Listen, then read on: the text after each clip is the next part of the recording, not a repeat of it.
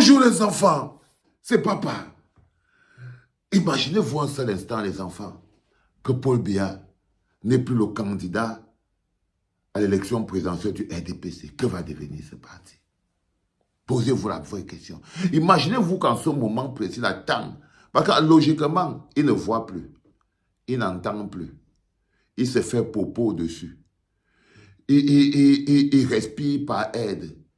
On l'applaudit quand il réussit à faire les choses basiques comme couper un gâteau. Ça veut dire que Paul Biya, à l'heure, est déjà retourné à l'enfance. Il est déjà en train de faire le chemin retour vers l'enfance. Ça veut dire qu'en ce moment, on le nettoie les popos, on lui fait boire le médicament dans la bouche, on lui fait bravo, bravo. Quand il a réussi à couper un gâteau et tout, voilà son état. Il est pratiquement à l'état de légumes végétatifs. Il ne vit encore en ce moment qu'à la base des perfusions, des drogues, de tous les produits qu'on injecte sur son corps pour le maintenir en vie. Ça, c'est la situation claire de Paul Biya. Mais il a été malin parce qu'il a aussi prévu de ne pas laisser vivre le parti. Parce que la question qu'on doit se poser en ce moment, quand vous regardez les militants du RDPC, quand vous voyez les cadres du RDPC, il n'y a aucun homme politique parmi eux. Il n'y a que des aplats-ventristes, il n'y a que des jouisseurs, il n'y a que des propagandistes. Des gens qui n'ont vécu et qui sont nés par le décret de Paul Biya, qui n'ont vécu que par la volonté de Paul Biya. Aucun d'eux n'est devenu quelque chose par lui-même. Ils sont tous devenus des créatures. C'est-à-dire que Fama Ndongo est devenu ce qu'il est devenu. Fama Ndongo, ministre de l'enseignement supérieur pendant 30 ans par la volonté de Paul Biya. Il n'a mis aucune capacité sur la table. Il ne peut pas travailler ailleurs. Quand vous voyez tous les autres qui sont devenus, et les ministres, et les DG, et les recteurs, ils ne sont devenus des choses dans leur vie que par la volonté de Paul Biya. C'est eux qui tombent, c'est pour ça qu'ils lui doivent tout. Ceux qui sont commissaires de police doivent leur poste de commissaire de police à Paul Biya. Ceux qui sont inspecteurs doivent leur poste d'inspecteur à Paul Biya. Ceux qui sont ministres doivent leur poste de ministre à Paul Biya. Ceux qui sont colonels, colonels, général, adjudants, machin truc, ils doivent ça à Paul Biya toujours, ok? Les DG de société doivent le DG à Paul Biya. Les maires incultes, les gens de Dieu, Momo, tout ça là, n'existe. Et ils ont ceci de particulier, c'est que c'est des incompétents. C'est des incompétents parce que la première chose que l'incompétent en chef déteste, c'est la compétence. C'est la chose qu'il veut écarter de lui. Tous les gens qui avaient un peu de compétence, tous les gens qui avaient un peu de capacité, tous les gens qui à l'intérieur du RDPC avaient une petite vision pour le parti ont été écartés parce que Paul Biya est devenu le parti. Il n'était plus en train d'incarner les institutions, il est devenu l'institution. Ça veut dire que chaque personne qui n'était pas d'accord avec Paul Biya dans le parti est d'abord en prison. Par exemple, quand vous voyez les Olangena en prison, Marafa est le premier gars en 2011 à avoir dit à Paul Biya, en 2011, que laisse-nous, on sauve le parti. Laisse-nous, on sauve le parti. Bah, si tu continues, tu es déjà vieux, on l'a mis en prison. Les Inoni, les Mbara, les Olangana, tous ces gens qui pouvaient avoir une carrière politique, qui étaient autre chose que des laudateurs, des aplats-ventristes et des tchélés. Tous ces gens, Paul Biya les a arrêtés et les a mis en prison, condamnant le parti donc à être constitué que de laudateurs, genre Manaouda Manachi, genre Kechakoutes, genre Fipangras, genre, vous voyez un peu ce type de ministre qu'on a là, les gens de Dieu, Momo, regardez un peu la nana qui est ministre de la femme et de la famille, c'est du n'importe quoi. C'est des mamans, vieilles mamans qui ne savent faire que la méchanceté. Et les autres, ce ne sont que des vieux papas aigris qui sont là parce que, bon voilà, c'est des hommes-filles, c'est des hommes-femmes. Quand vous voyez tous les motazeux, vous voyez les ngongos, vous voyez les babouké, vous voyez, c'est les hommes-femmes. C'est que si Paul Biya disparaît maintenant, il prend même le pays, il leur donne. Ils ne peuvent rien faire. Et ils ne peuvent survivre que derrière même la carcasse de Paul Biya. C'est-à-dire que si vous prenez le pays aujourd'hui, clairement, vous déposez le pays en Ngongo, que Ngongo, voilà le pays. C'est toi maintenant le nouveau président. Il ne sait pas par où il va commencer. Il n'a aucune idée de par où il va commencer parce que c'est des incompétents. Vous ne pouvez pas être formé à la laudation et croire que vous allez être des hommes d'État. Non, la formation à la laudation et à la plaventrisme ne fabrique pas des hommes d'État.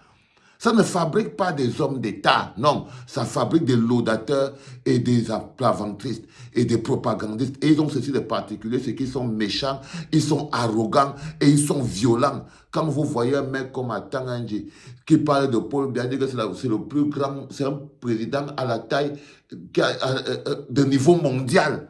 Quand il dit que Paul Biya c'est un président de niveau mondial, vous voyez très bien qu'il n'a rien d'un homme. Atanganji, c'est un propagandiste. C'est un plaventriste. Quand vous écoutez un gars comme Fameux Nongo, le président de la République et madame sont déjà dans l'avion. Ce n'est pas des hommes politiques, ce n'est pas des hommes complets. C'est des hommes émasculés. La première chose que Paul Biya a fait, c'est qu'il a transformé tous ses collègues-là, indiens, apaches, appelle alors tes collègues, nous on danse. C'est qu'il a transformé tous ses collègues-là en des filles, des hommes-filles. Des hommes-filles. Et quand vous voyez les femmes qui sont dans le gouvernement de Paul Biya, vous comprenez qu'eux-mêmes, c'est des gorgors. Tu sens que non, c'est des nanas qui bouffent la techa. Tu sens que c'est des nanas qui bouffent la techa. Quand tu vois les nanas comme des Ketchakoutes, tu vois les vieilles sorcières qui sont dans le gouvernement de Paul Biya, tu sens que c'est des bouffeuses de techa. Tu sens que c'est des bouffeuses de techa. Donc, voilà donc tout un parti qui n'est constitué que de propagandistes violents, incapables de lire le moindre texte de loi, d'interpréter le moindre texte de loi. Si les Mbara étaient là, si les Olangana étaient là, si les Marafa étaient là, vous croyez qu'on serait en train de se retrouver avec des lois anticonstitutionnelles? Non! Les grands frères avaient le mindset. Les grands frères là avaient le mindset. Si les Olangana, les Inoni, les Marafa étaient là, non, on ne pouvait pas être dans un pays qui a des lois anticonstitutionnelles qui n'obéissent pas à la Constitution. Parce que eux, c'était des hommes politiques. Les Fong Jindang, eux, c'était des hommes politiques. Des vrais hommes. Pas ce que vous avez là. Donc, quand vous voyez aujourd'hui le débat qu'il se pose sur la candidature de Maurice Kamto, n'a qu'un seul objectif. Taire le débat et fuir le débat qui est réel, c'est celui de la candidature de Paul Biya.